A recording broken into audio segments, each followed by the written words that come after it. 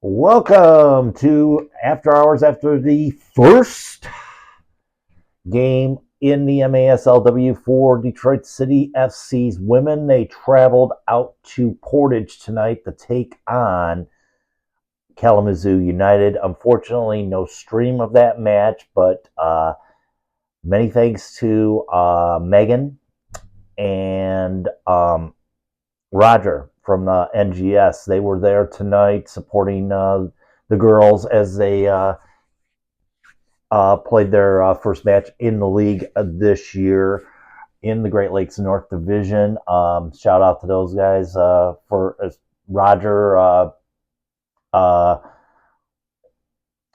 doing all the updates, the live Blue Sky. I don't know how you do that on Blue Sky. It used to be live tweeting, but nobody hardly uses Twitter anymore. So it was live Blue Sky coverage of the game tonight. So Detroit started things off as let's see here. Kaylee Addison got the first goal of the year for Detroit City. Kalamazoo came back and evened things up at one apiece. Then Belisabo puts Detroit City up by a score of 2-1. Kayla Addison added her second of the game, putting them up 3-1 at the end of the first quarter.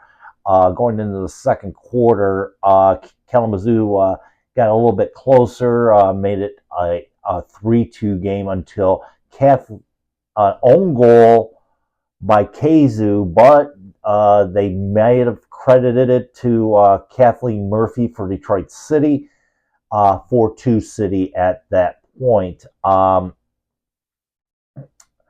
Katie Coleman came a little bit later on with a goal to make it 5-2 for Detroit City. And at the half, that's where they would stand in Portage tonight. Second half action for Detroit City. Kalamazoo started off with a goal at the 11:50 mark of quarter three to make it a 5-3 game. Then Tatiana Mason scored for Detroit City to make it 6-3. Claire Ciarino with a goal for Detroit, making it 7-3. Kalamazoo got one back to make it 7-4. And at the end of the quarter, it was 7-4 in favor of Detroit City. Kalamazoo started off the fourth quarter, 12 minutes to go. They scored to make it a 7-5 contest. Then Hannah Crum came back and not that long afterwards, 8-5 Detroit City at that point. Another shorthanded goal after after receiving a blue card. They got a shorthanded goal to get a little bit closer at 8-6. That would be it wouldn't be the last goal of the night. Katie Coleman scored again for Detroit City, making it 9-6 with 9:46 left to play. And let's see here. And it was Amanda Britton scoring for Detroit City with 8 minutes left to go to make it 10-6 in that one. Claire Ciarino finished the scoring for Detroit City, made it 11-6 and Kalamazoo pulled one back to make it 11-7 at 2:25 left, and that was how it would end, 11-7 in favor of Detroit City over Kalamazoo at Portage tonight. A couple of things that were stated during the live Blue Sky coverage of this match here. Couple of injuries to talk about there. Let's see here. I'm going to try to go in order as much as I can here. So Siriano, just before halftime, walked off the field after hitting her noggin on the boards. She would be out for most of the second half of play, or most of the second quarter. Came back into the third quarter of play on that. And then also for Detroit City, let's see, a couple other injuries that were brought down. A non-contact injury to Fatima Nasser, uh, right around 9:46. She was helped off the pitch there, so not sure what her status is going to be. 2 weeks from now. Was involved. Gabby Shriver was involved in a collision uh, outside of the box, uh, and she did get off. She did get off the pitch on her own. At that point, I believe Detroit was up 9-6 at that point. Kristen Williams finished the game in net for Detroit City. And Hannah Crum late in the match was helped off with an injury as well. So, physical battle tonight from what it sounded like over in Portage between those two clubs.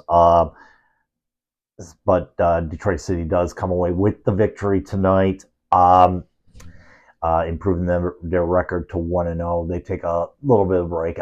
Obviously, the next game will be at the City Fieldhouse. It taking place January 4th, 7:30 kickoff. If you haven't gotten your tickets yet for this one, better get on those, because there's only a certain capacity for the City Fieldhouse. That can seat about maybe 450 if possible. It's a very small venue. But if the tickets are available right now at gopassage.com. Search for Detroit City FC Women's Indoor Soccer, and it'll take you right there. Also, there's a direct link from the Detroit City app as well to get tickets there. I have posted the link also on the socials, mainly on the Faithful for Detroit City page, for those of you that follow that page on Facebook. So I'll tell you what, though, but like I said, kind of tough to, like I said, I posted the link to the possible stream and all that stuff. Kalamazoo United does not have let's just say, an established program as far as their media coverage is concerned. And grant you, when you look at this indoor soccer schedule and it's indoor soccer season, you'll be lucky to see clubs that, put the money word of mouth, or put the money on the table, like Detroit City as far as coverage goes. Expect to see coverage of the game coming up in a couple weeks. I'm sure that game will be on YouTube. They provided every home match back in last year for the women's indoor side, and I'm sure they will do it as well, and they do a fantastic job as far as that goes. Last year, Jared Mackey and Dave Dwahey were on the call for that game. I'll be at City Fieldhouse that night, soccer night in Detroit, full throttle on January 4th. Me and Steve will be back, and we'll be providing live coverage of that matchup between Detroit City FC and the Iowa Demon Hawks.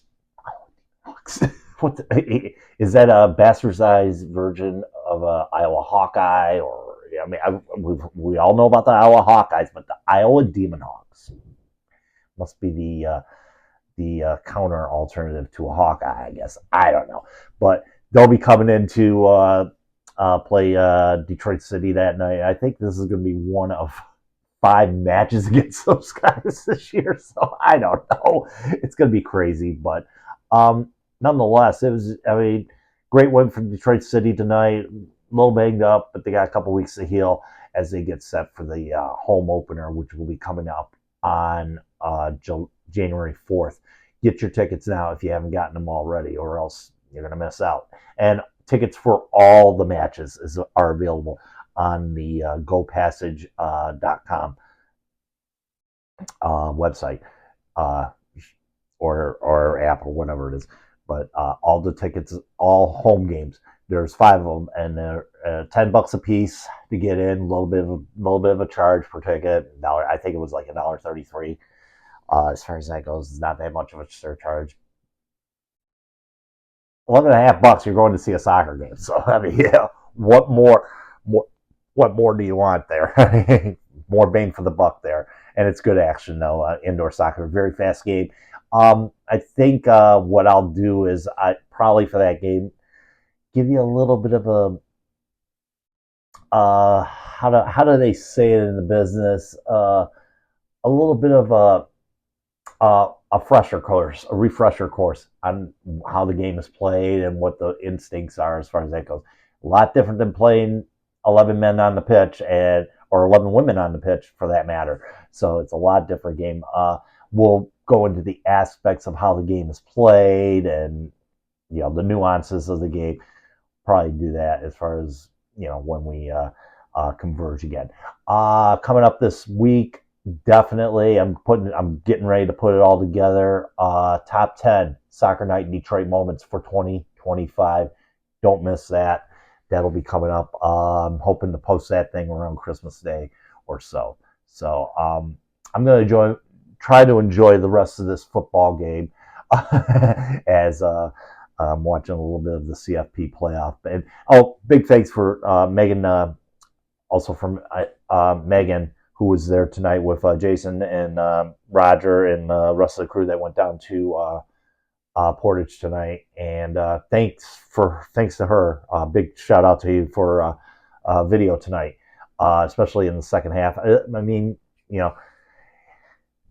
getting live video coverage of what was going on of the game, and especially in a venue where it's pretty tough to try to get a live feed out. So props to you for making the effort, and we did enjoy watching some of the goals tonight and hearing you guys sing loud and proud for Detroit City. So shout out to you, and of course again, a big shout out to Roger from NGS as well for helping out as far as giving us the match blow by blow, the live blue sky tonight. So instead of live tweeting, live blue sky, which is just as good.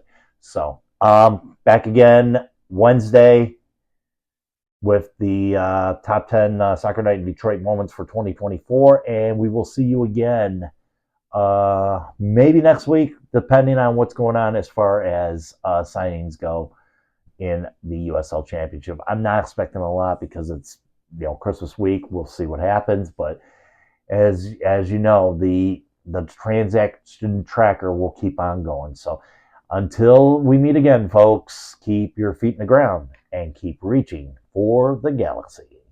And happy holidays.